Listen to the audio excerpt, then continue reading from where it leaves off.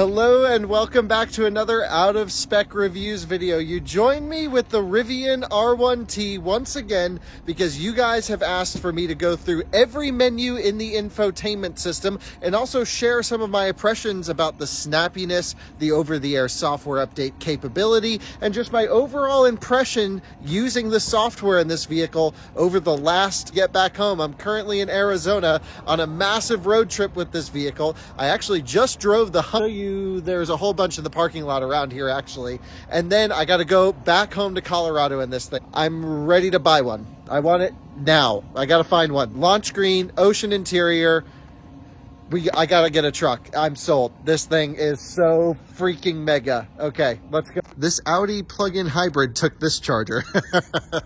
That's not a good sign when that takes it, and this is the one that needs all the juice. I can't tell you about this yet, but I can say it at least makes the Rivian look like a toy when you park it next to it. This thing is huge. Some specifications: 200 plus kilowatt hour battery pack, 350 kilowatt charging, 1,000 horsepower, WTF acceleration mode, watts to freedom. This is American excess in all of its glory, but I can't share any impression or reviews until April. So let's jump back in the Rivian. Parked in the back. I parked it so far away so no one actually saw the truck here. I didn't want any of the guys coming here to drive the Hummer to be like, oh, there's a Rivian. So I put it all the way over here in the back corner. No one knows I brought it unless some of the guys who watch the YouTube channel. And yeah, let's jump inside and I'll show you all the software menus.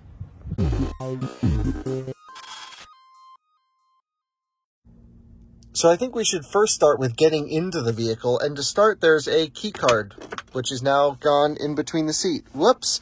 And that is a great way to get in the vehicle. There's also this little carabiner key which has, you know, front and rear trunk, lock and unlock. This is not like a wireless proximity thing.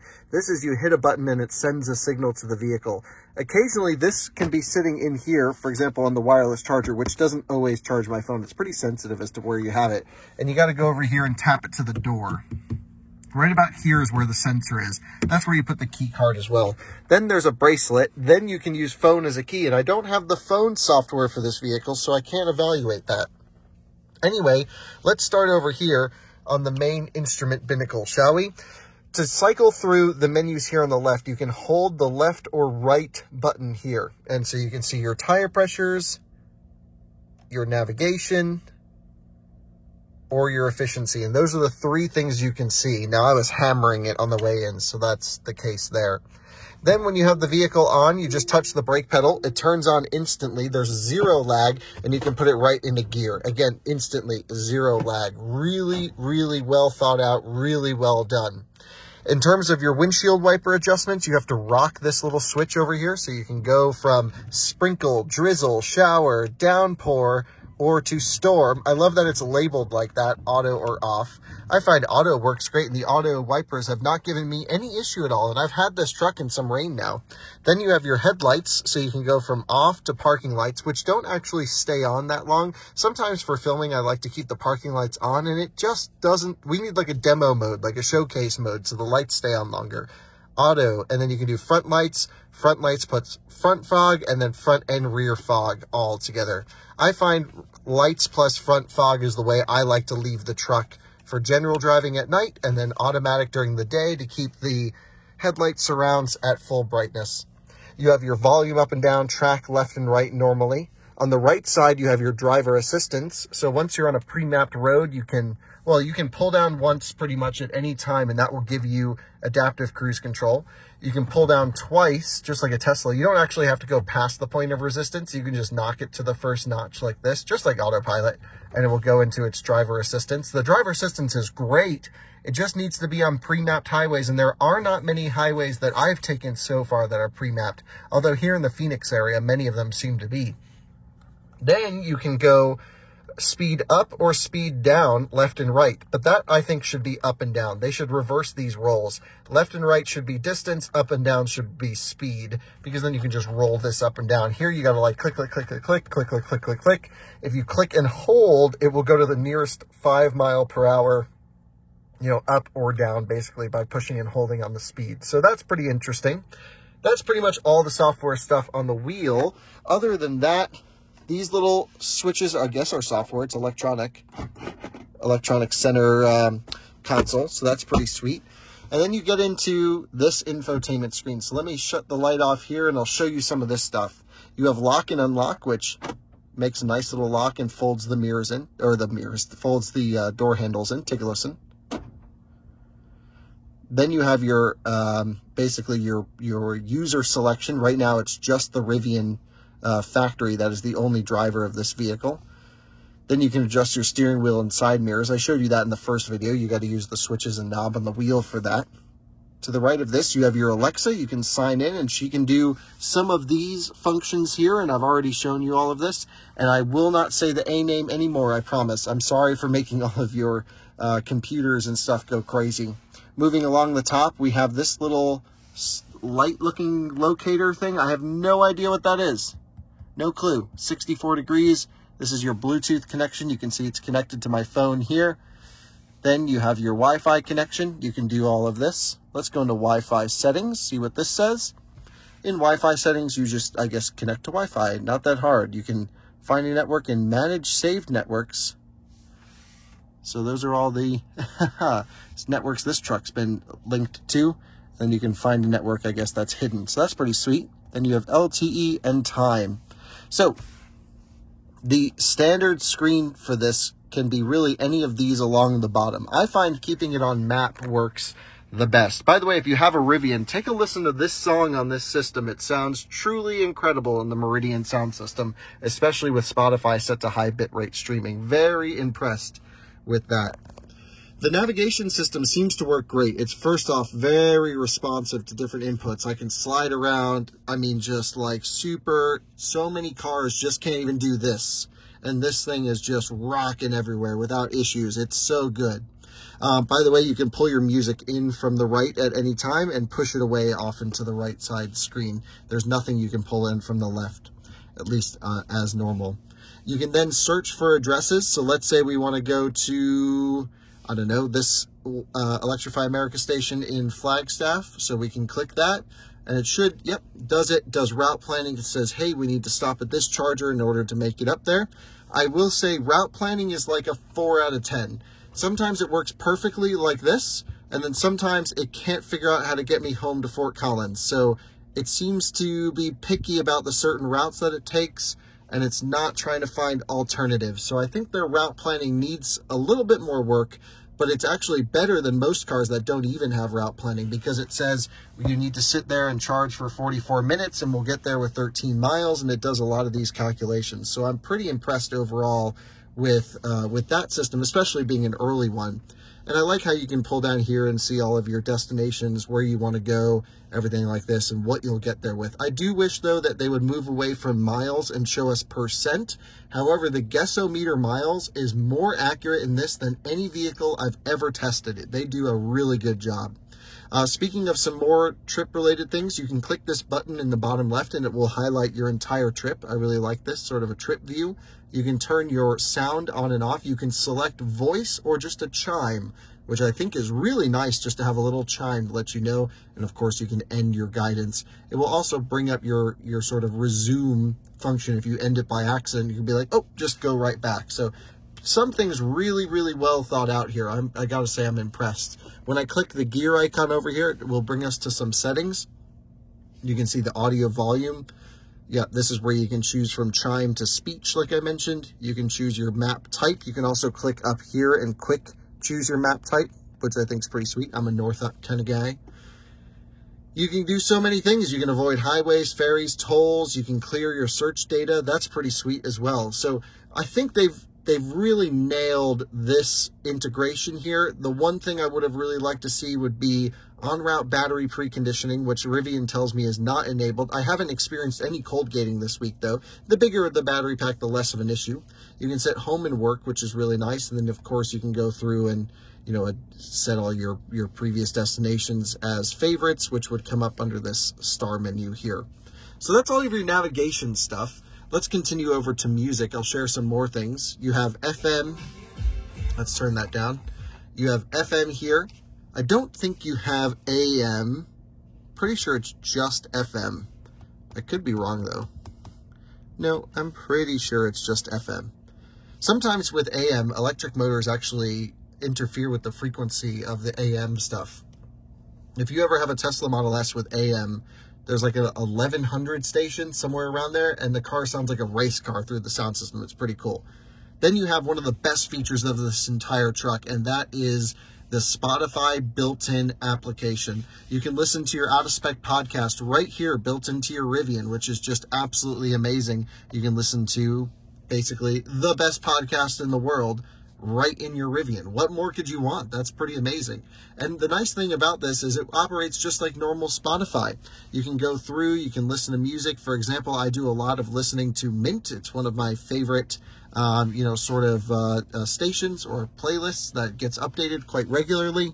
When I click the 3 dots in the bottom left over here, I can like the song, I can shuffle it, or I can loop it. So I'm really pleased with how this system works right here.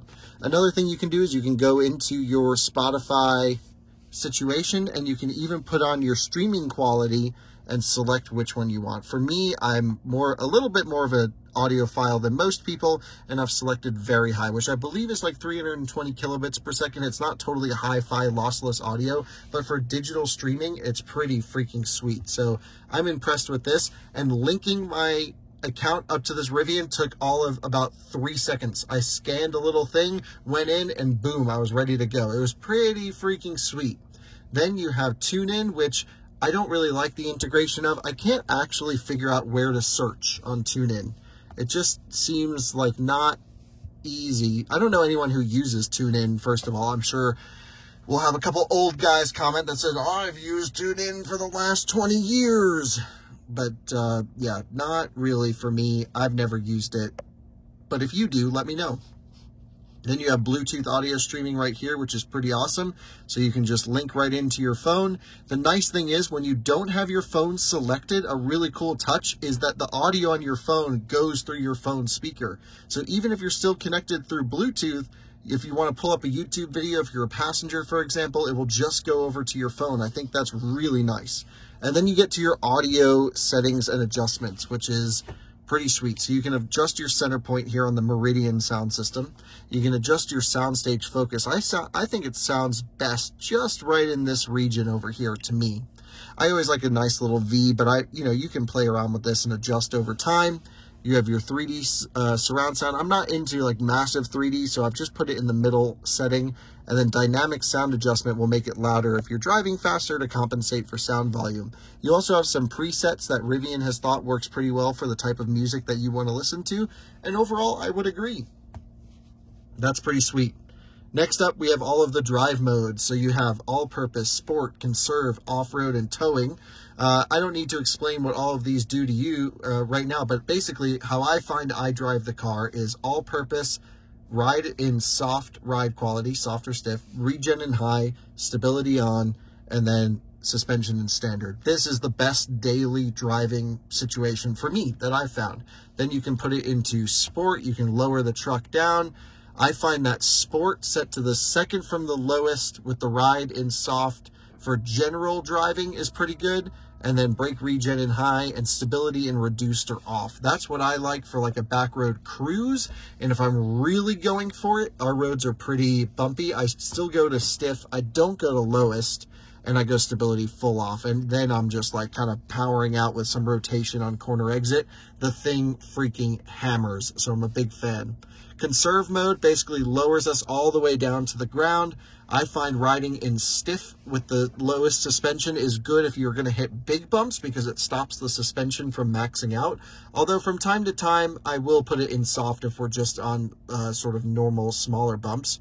Regen and high, stability on, of course. This is basically just front-wheel drive mode, and it's a little bit better. And this is what's achieved the... Oh, whoops, I'll get into that in a little bit. Don't mean to be messing with the climate. This is what's achieved the 290 miles at 70 mile an hour rating. When you go into off-road mode, it starts adjusting the height again. We don't need to go to the highest ride height here. You can adjust all of your stuff. I find that riding in stiff, especially for rock crawling, is great because if you're coming off an obstacle, you want the suspension to hold itself best as possible. I haven't spent enough time evaluating drift mode yet. Perhaps we'll do that before I give the truck back, but we don't have too much more time with it. But like I said, I think I'm going to buy one of these things. And I know I I don't know how I'm going to be able to, because there's like a 2-year wait list, but I just think we could make some amazing videos. So if someone at Rivian is watching, get us a truck. We'll pay you whatever. And then, of course, you can go to tow mode, which really does wonders to the suspension with an automatic brake booster here in the steering wheel, which works wonderfully. We'll have a full video coming out on towing with this. Another one, I know we've already put one up, coming soon here to this channel. So let's go through some climate control. Basically, you have your seat heater or seat cooling here for the driver's side, and that will be determined by your last use setting. Basically, if I use seat cooling, then that will show up here. If I use seat heating, then that will show up here. And I think that's probably a fair compromise. I would prefer this than hitting a button and then having to select another one that says hot or cold. So I'm okay with that. Also, you'll see there's no passenger selection right here for temperature or seat, and that's because there's no weight in the seat. Once someone sits in the passenger seat, then that will pop up. I think it's pretty genius. Some other things you can do, of course, is you can turn different vents on for the climate control. So when it's just me, I actually shut most of these off over here for efficiency and just run my either driver's side window or both of these just to get a little bit better efficiency. Another great feature is you can turn off climate conditioning in general, so you can just filter in fresh air from the outside, which is awesome. There's an automatic profile that turns on all the vents to what it thinks you want. However, I find that the fan, at least on 2, is really noisy. And so I end up just turning this down into fan setting 1 for the most part. I also like how we can sync the temperature left and right, which is really wonderful. Heat and cooled seats for the front 2 passenger for 3 levels for each. And then heated steering wheel, just 1 level on and off. And it does a good job of heating the full 360-degree view. The 360 degree of the steering wheel gets quite warm. You can also adjust the rear climate control here, so you can unlock and lock a screen in the back. I'll show you that towards the end of the video. You can turn on the 2 outboard heated seats with 3 settings, and you can turn on and off the rear vents, or just shut climate control on or off completely for the rear. So I do like how you can really dial in exactly what you want from your air. One thing I'm not so sold on is just this positioning of the air. I know Tesla does this. I know Porsche does this with the Taycan. All my favorite cars seem to do this with air vents, and I just hate it more than anything. Just give me a nice manual air vent that I can put on my face. But I don't know, some people like a diffused air, some people like it this way. I'm not totally sure. I just think it's been hard for me to kind of dial in where I want the air to go, and now showing you, of course, I've messed it up. There's 2 different windshield settings. You can defog here with cold. It's very Tesla-like. I can hit again, and it'll go for max defrost with high. I can melt the ice off the back glass through this, and I'm not sure if this does mirrors as well, but I wouldn't be surprised if it does. Then I've already showed you maps, nav, and drive modes. Then you get to some more information right here. So you get to opening your hood, your charge port, gear tunnel left and right, tonneau, and tailgate. You can lock and unlock the vehicle, which is really sweet. I can turn on the lights inside the bed. We can adjust mirrors and steering wheel. We can fold the mirrors, and we can lock all of the switches for the windows around the vehicle.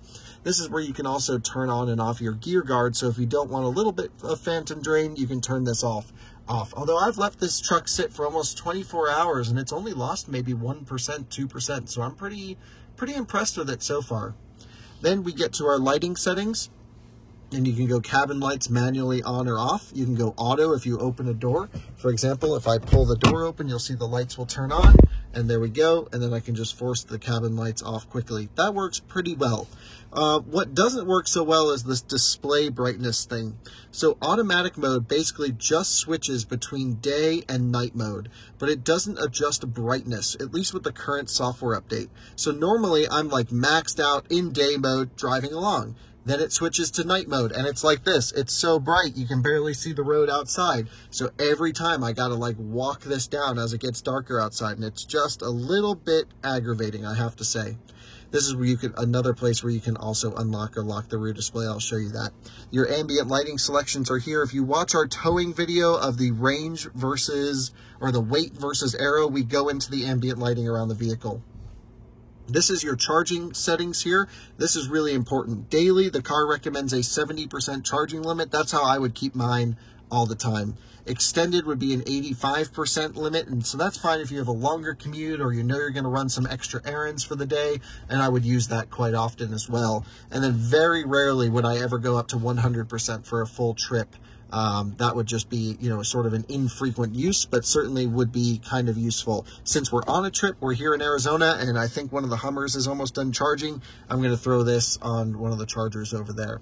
And I like how it tells you that range is based off of certain modes. So right now it's based off of off-road auto, and this is what it would be in each of the other different drive modes based off of our driving history. So for example, if I go back to all-purpose mode, which is how I like to drive the vehicle, you can see it just went up a mile a range of 2. Which is pretty sweet. You can also open your charging port right here. This is where you can turn the 120 volt outlets on or off. We've done this before. It's pretty awesome. And you can also go here into your amperage for your onboard charger and turn it down. For example, I have this Tesla adapter down here that goes Tesla to J1772 to charge this truck. It's only limited to 40 amps. So I could go over here and go to 40 amps so I'm not overloading that connector. And it goes up and down in 2 amp increments. So 34, 36, 38, blah, blah, blah, onwards to 48. I do wish this had an 80 amp onboard charger. You can also set a charging schedule from every day or Monday to Friday for the midweek. I'd like to see a little bit of expansion on here, perhaps with some different, you know, times of the year and things like that. So that could be kind of interesting to play around with just based off of time of use. And also perhaps maybe even based off of location, so you can have it set at home, but if I plug into a public charger, then it will just always start charging. I don't know. Finally, we have Trip A. This is everything I've done so far. I've driven it 2,100 miles, I guess, so far, and more to come. And then we have Trip B, which is just from my last charging session, hammering it in here. I also like how it shows you everything about the truck, the VIN, the battery type, all of your settings, selections, and so that's really nice. Then you get into the settings menu. So you can obviously connect different Bluetooth stuff. You can hook up to Wi-Fi. It has a hotspot, which works really well. And if you keep an eye on our sister channel, Out of Spec Motoring, I explain how this all works. And we even do a speed test with this. So pretty interesting. And then you have your camp speaker here. You can see it's charged to 99%. It's just down here in the center console, down over this way. And yeah, really great to have this speaker here. I'm a big fan. We have a whole review of this speaker on this channel.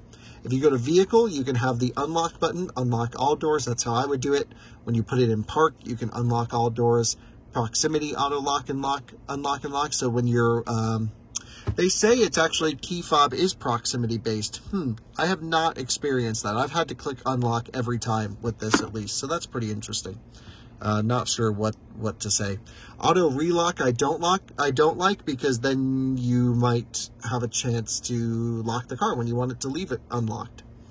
Power hood operation, exterior sequence lighting. This is just the nice light signature it does when it opens and closes. I think I'm going to set 30-second to exterior courtesy lighting. Auto puddle lamps, gear guard alarm I keep off.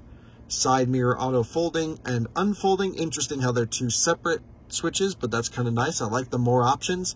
And rear view and side view mirror auto tinting. It's really auto dimming. So there you go. Here's your driver plus stuff. Forward collision warning early, automatic emergency braking, of course.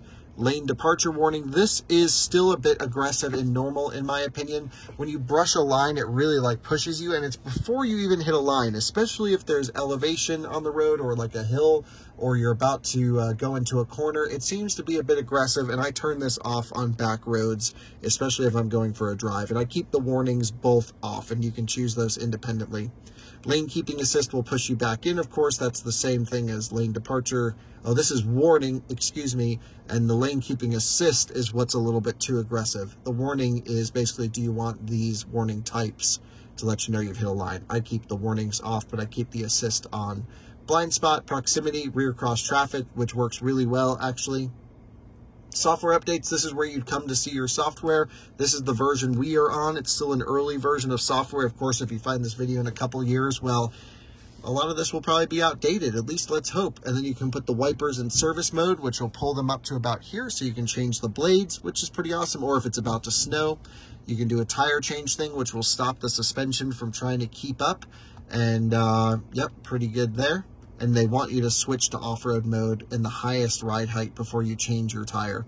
And then park brake release as if you need to like pull it up on a flatbed for some reason. I wouldn't flat tow this vehicle, but this would be a way where you could pull it or push it if you need to. Basically, you just have HD radio for media and all of your A stuff. I keep her name off here for the same reason you guys don't like me saying her name. So here's some options. You can have a start of request sound, end of request sound, her sound, a wake word. You can have contacts, or would you like to even use a all the time in general. This is where you can see all the drivers that you have. Right now, Rivian owns the vehicle, of course, and these are the 3 keys that they have set up for their account, and I have all 3. And yeah, it's just some legal stuff after that. So those are all of your settings. Then you have your cameras, front and rear. Whenever you select rear, the screen goes to full brightness, but you can also choose a 360-degree view setting, or you can choose to see your wheels and tires. Now, right now, the screen's really dim because it's literally pitch black outside, and so that's to be expected. But during the daytime, I took this out to Moab yesterday and did some wheeling, and these cameras came so in handy. I did not even need a spotter out on the trails. I just placed the wheels myself. I was solo out wheeling, and it was just the best thing ever, so I'm a big fan. This is the gear guard where you can see alarms. I haven't had it go off where it's set an alarm, but you can see motion detected where people are looking at the vehicle, basically doing different things with it. So I had it parked here in Moab, and someone rode by on a bike, and I guess it freaked it out. So there's some mud. The mud's not from Moab. Always try and drive the trails as gently, as possible. Tread lightly, basically, and then you can save certain menus. This was someone else who saved it, not me. So I don't know what the select is. You can delete, cancel, or you can copy them to USB-C, which is pretty sweet.